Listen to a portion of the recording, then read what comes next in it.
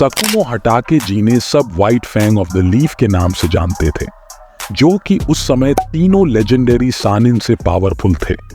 आज हम उनकी लाइफ के बारे में जानेंगे। तो साकुमो की बीवी ककाशी को जन्म देने के कुछ साल बाद ही चल बसी थी।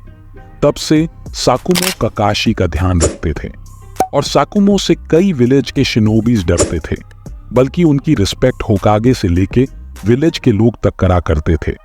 और वो ऐसे शिनोबी थे जिन्होंने अपना चक्रा लाइट फॉर्म में कन्वर्ट करने के लिए माहिर कर लिया था। और उन्होंने अपने बेटे को ना ही सिर्फ एक अच्छा शिनोबी बनाना चाहा, बल्कि एक अच्छा दोस्त और अच्छा इंसान भी बनाना चाहा, जो कि सबको इक्वल लेके चले और सबकी मदद करे। साकुमो ने माइट गाय को देखते ही अपने बेटे को बोल दिया था कि वो माइट गाय को अंडर एस्टिमेट ना करे। उसकी ट्रेनिंग से लग रहा है वो तुम्हें सरपास कर देगा। और ऐसा हुआ भी। साकुमो ने एक मिशन के दौरान सासोरी के पेरेंट्स को भी मार दिया था, जिस वजह से ग्रैनी चियो उनसे नफरत करती थी। साकुमो इतने लेजेंडरी निंजा थे कि लोग सिर्फ उनके सिल्वर हेयर देखकर भाग जाते थे।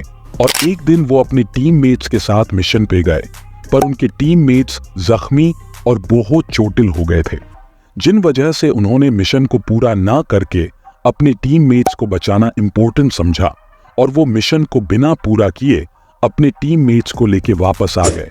और ऐसा करना शिनोबी वर्ल्ड के रूल्स के खिलाफ है, जिस वजह से सब उन्हें ट्रेटर कहने लगे। उनके खुद के टीममेट जिसकी उन्होंने मदद करी, वो भी उन्हें गद्दार कहने लगे, जिस वजह से वो डिप्रेशन में चले गए और सुसाइड कर लिया। पर इसका असर ककाशी के ऊपर पड़ा।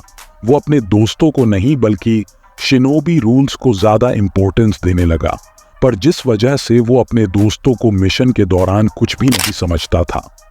पर फिर ओबीटो ककाशी को एक डायलॉग चेपता है, in the Ninja world those who break the rules are scum, that's true, but those who abandon their friends are worse than scum.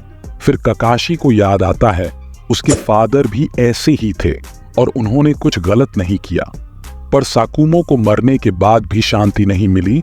वो आफ्टर लाइफ में ककाशी का इंतजार करते थे ताकि वो अपने बेटे की माफी ले सके। और पेन आर्क में जब ककाशी मर जाता है तो वो अपने फादर से बात करता है और बोलता है कि मैं आपसे गुस्सा या नाराज नहीं हूं। और ककाशी जब चला जाता है रिवाइव होके, तब साकुमो भी मुक्त हो जाते हैं। इसमें कोई शक नहीं है कि वो एक होकागे लेवल के शिनोबी थे। साकुमो को लोग लॉयल्टी का प्रतीक मानते थे। मिनाटो भी उनकी रिस्पेक्ट करता था, क्योंकि उनके पास कोई भी क्लैन से मिली हुई पावर नहीं थी। वो जो भी थे अपने हार्डवर्क से थे, और इसी हार्डवर्क से उन्होंने तीनों लेजेंडरी सैनिन को ओवरकम कर लिया था। आपको साकुमो पसंद है या ककाशी कमेंट्स में बताएं। और आपको नेक्स्ट वीडियो किसके ऊपर चाहिए वो भी कमेंट्स करना।